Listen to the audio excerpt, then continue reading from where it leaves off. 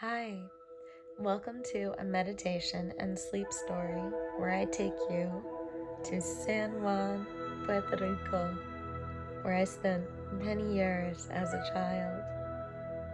Close your eyes and rest and get comfy and cozy.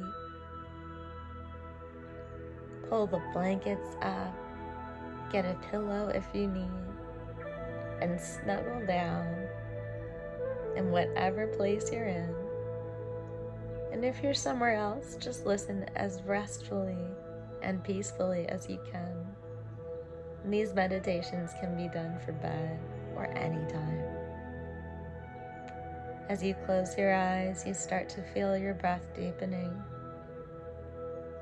And as your breath deepens, you notice how connected you are to the ground beneath you, the bed beneath you. And start to fully relax with each breath, feeling the breathing through your nose. And without trying and just allowing the breath, let your eyes sink back. And suddenly,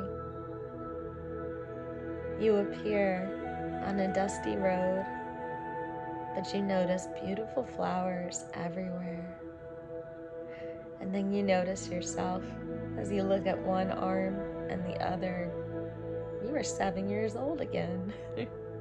And you start to become very happy, remembering this childlike spirit you had. So in this sense, you walk around and get curious, wondering what's around you. Suddenly, I come up to you. I am also 7. I have long blonde hair, bleached from the sun, and dark brown skin from weeks in San Juan. As I walk up to you, I take your hand and tell you we are going to have a magnificent day where I teach you about the first time I learned to meditate on this magical island. You decide to come with me, and holding your hand, I take you to the sand, and we walk from the road to the sand. Walking through the sand, up ahead, we can see big banyan trees, beautiful trees that look like they twist and turn in every direction. Slowly, on the left, you notice a series of bushes and then a clearing that opens up to the beach. You look at the beautiful landscape, hearing the waves. The beach is quite far from here, but you can see it. The land is flat. It's about a mile away. So you squint your eyes, and then I hand you my trusty pair of binoculars. You take them kindly, knowing that they don't work but are for fun, and we giggle and pretend they work. Out in the distance, we can see yellow on the waves of blue, and you ask, "What is that?" And I tell you, it's a banana boat. "What's a banana boat?" you ask. I tell you about how children get on the boat and the driver drives really fast to try to make them fall off. And everyone giggles and gets back on. We decide we're not going to do the banana boat today. We have a peaceful journey in mind, even for our age. As we walk, we notice beautiful, tiny little houses dotting the sides of where we are. You ask what they are, and I tell you, those are casitas. They are tiny one-room villas, round in shape, all different colors. They have beautiful, luxurious bathrooms and plenty of room. I point to one of your favorite color with a path leading up to it and say, "This is where you will stay while you're here. Why don't you go in and put on your bathing suit or get comfortable?" You walk in to this tiny place, having it all to yourself for a moment. You see berries and all kinds of foods and croissants. You notice all of the luxurious items. And you take a moment to just plop down on the fluffy white comforter on the bed.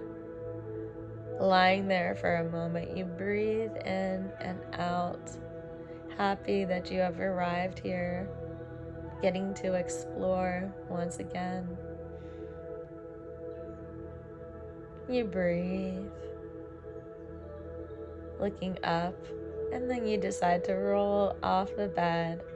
You put on some comfortable clothes and come back out of the casita and notice that I'm right there waiting. I tell you how good you look in your clothes, and you tell me the same, and then we just giggle. And as we giggle, we notice a softer sound in the trees next to us.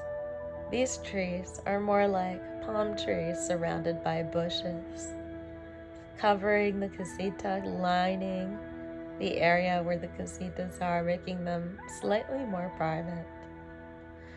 And as you begin to notice the trees, we both notice at the same time something yellow, but very small, the size of a thimble. And as we look closer, I tell you what it is, and you see it looks like a very tiny, sticky frog. That is a koki, I say. A koki, you say, and I point to my shirt. I have a shirt with a tiny koki on it, and you look at the spelling. C-O-Q-U-I, koki. Okay, you say. And then we look at the tree and notice more kokis, and they are all different colors. We see a blue one, a green one with a yellow stripe, and you decide to pick up one of the kokis as I do the same, knowing you can hold them for a moment and then they'll jump away. And we're kids, so of course we're going to pick them up for just a minute. So you pick up one of your favorite colors so delicately, and you notice how soft the koki is. Placing it in your palm, you notice it fits perfectly there. You expect it to jump away immediately, but it senses how calm and soft your hand is. You notice I'm holding a yellow koki, and it's also resting in my hand as though it is okay there for a moment. Peaceful even. You look at the beauty of the sticky little feet, the adorable shape of the koki, and the cute noise that it makes. That sounds like koki, very soft and high-pitched. We say goodbye to our kokis, placing them back on the ground. They aren't reluctant to leave, but they also had a great time.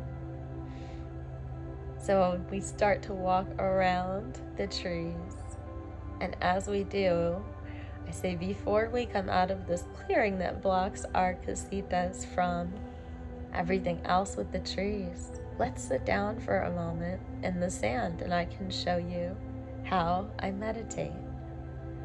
You sit down next to me, enjoying the warmth of the sand beneath you and the cool breeze that begins to come as though on command. I tell you that each time I sit down here and sit like this, all of the sudden it gets very warm and very cool, as though the breeze knows exactly what I need, as though Puerto Rico has been asking me to have a seat. Now, I don't understand meditation, I say. This is what I found here. I tell you that things are challenging for me at home, but with parents that don't pay attention, and in Puerto Rico, I get to do all kinds of things by myself.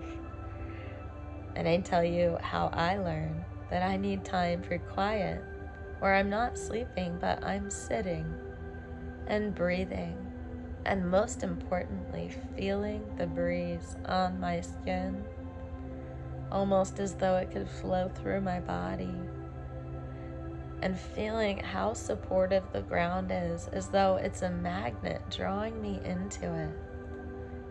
I remembered the first time it called me, as though it said, "Have a seat," and there was no other option because it was the most joyful experience. I finally felt connected to something larger, and it felt so good. As I tell you these things, you notice how pleasant it is to sit here. And I point out, also important, I listen to both the waves, the quiet and the kokies, and every once in a while, you'll hear soft chattering from people walking alongside the trees on the other side. So we sit for a moment and hear the breeze and the ocean, some noise from the beach, the trees rustling in the wind, and the kokies every once in a while making a noise, and feel deeply connected to this beautiful place. Breathing in and out so rhythmically now. We both open our eyes slowly. I ask how you like your meditation, and you say you feel so peaceful. I say I want to show you my most peaceful place. And as I take you to it, we walk slowly around the trees, and it leads to a path in the opposite direction from the beach onto a wooden gray bridge that walks over water, and there's a little house over the bridge. You notice that even through this bridge there is a tree growing, a banyan tree growing through it. And we look, and on the inside of the tree, through the tiny covering, we see they've put a waterfall right there with a beautiful light that makes the water look majestic. This is my special place, I tell you, as I dance around and show you how amazing I feel inside of this covering, as though it's made just for me. The truth is, I say, there aren't a lot of people here, so I am often by myself here, and I love it.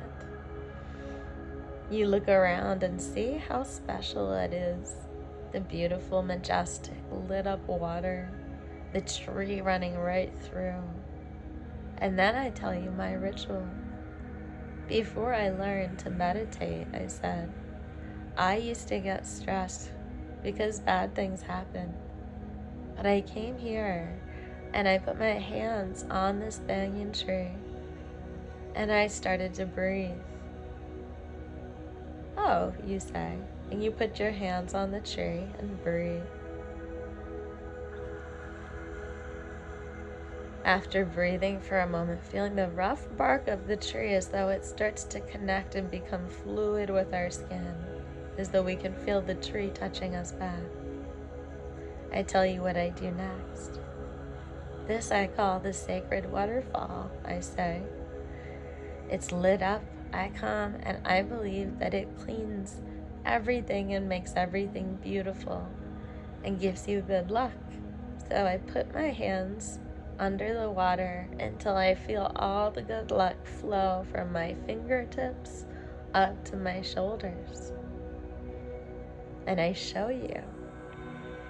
And I hold my hands in the water as though it's precious. My hands light up with the water and I feel it flow up to my shoulders and through my body as though everything is perfect and wonderful. And then you try. You feel how cool the water is on your fingers, and that feeling starts to bring you peace as you feel the warm ground beneath you, allowing the water to feel as though it's flowing not only through your hands but into you, as a peace offering. You start to believe the magic that I'm telling you about, and you feel so deeply peaceful.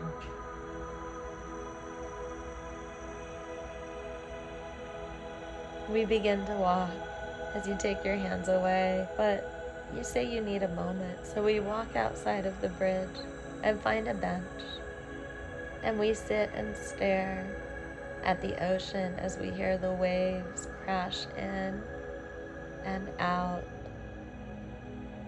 You're feeling something new, like everything has been cleaned, everything is okay.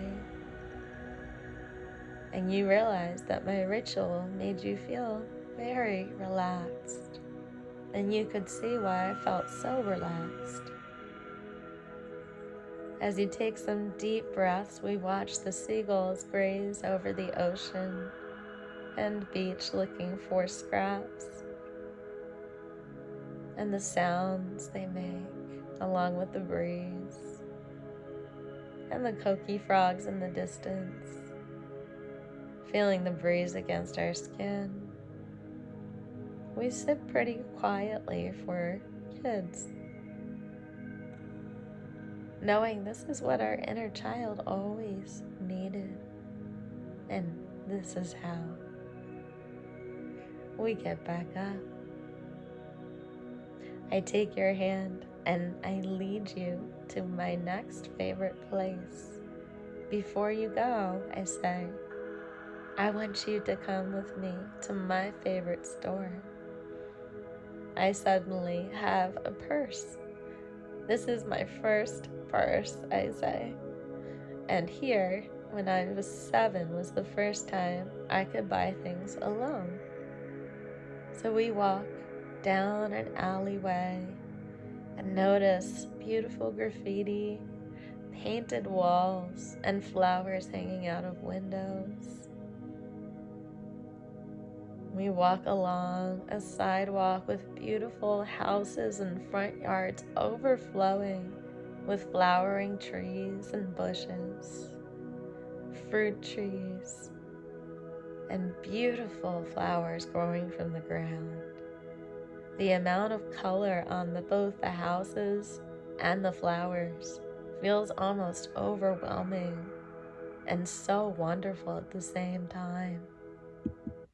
And there it is, in front of us now. It's the shop. As we walk in, you hear the tinkle of the doorbell. The shop has an interesting energy, you think, as you walk around. Even though you're a child, you were going to run in, but you decide to take it easy because you feel here you can be softer. And as you walk, you notice beautiful things. These are things that you had as a child. Tiny things. Take a moment to look at them and notice what's here that you used to have. I notice my old blue marble and my favorite book.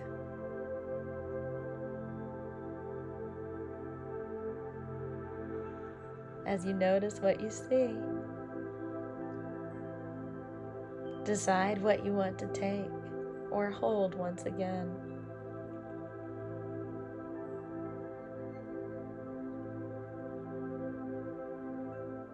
Suddenly, an older lady comes up behind us with her long gray hair and square glasses. She tells us that she has been running this store for a long time, and that when you come here, you get to experience what you had as a child once more, to bring that spirit back to life. What brings your spirit back to life? She asks. What childhood item? And as you decide, you look at it with reverence, like an old lost friend. deciding to go towards it tenderly, holding it gently. And this item begins to feel in your hands like you did when you were young. Excitement and joy spreading through your arms and body, softening your body and heart and your breath. Lovingly, you put the item down, knowing you have taken in what it has for you. Suddenly, the store begins to shift as we stand up, and it is full of regular items like glass sculptures and hints of San Juan, t-shirts and hats. And our items are no longer there. The gray-haired lady is behind the desk, looking at us. And I tell you I'm going to buy you some candy. And I do. I enjoy taking my coins out of my purse and explaining that there's no sales tax here, so it's easier to do the math. As I buy us candy, the woman says goodbye, and we walk slowly out of the shop, knowing that our departure is soon. You put the candy in your pocket, hoping it will be there somehow. And as you continue to walk down the path, you notice how peaceful it is with drooping vines and flowers of all colors surrounding you. The sounds of nature and the sounds of the ocean mixing and blending with the sounds of people speaking Spanish. Water lapping up against the shore. And as these sounds blend, you notice that you're resting once again in your bed, wherever you are now.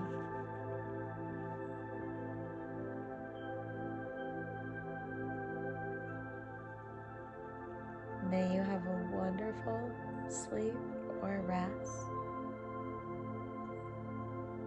I'll stay here with you for a moment.